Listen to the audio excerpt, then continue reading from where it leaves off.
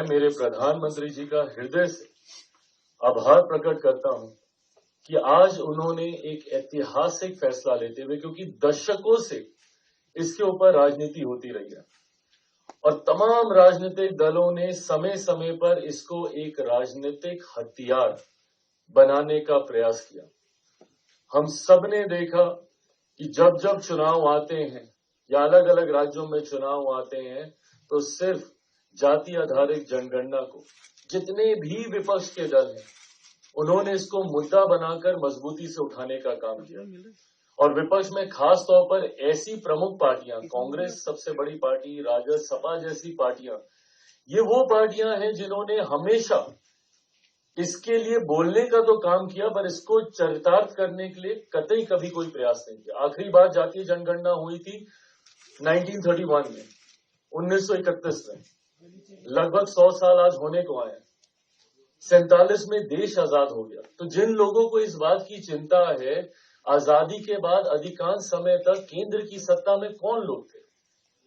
अगर मैं कांग्रेस का नाम लेके जिक्र करूं तो क्या आजादी के बाद अधिकांश समय तक कांग्रेस सत्ता में थी, केंद्र की सत्ता में थी?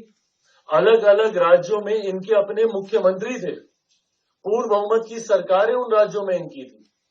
अगर ये लोग चाहते, ईमानदारी से चाहते तो इसको करवा देते, पर इन्होंने कभी इसको करवाने का काम नहीं किया।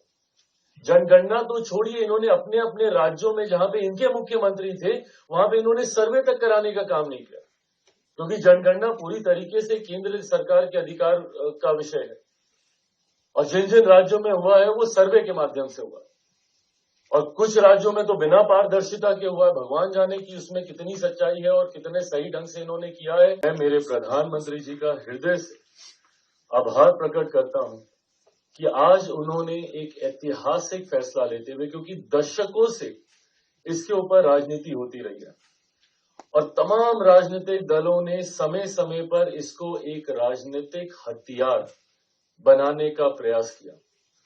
हम सब ने देखा कि जब जब चुनाव आते हैं या अलग अलग राज्यों में चुनाव आते हैं तो सिर्फ जाति आधारित जनगणना को जितने भी विपक्ष के दल हैं उन्होंने इसको मुद्दा बनाकर मजबूती से उठाने का काम किया।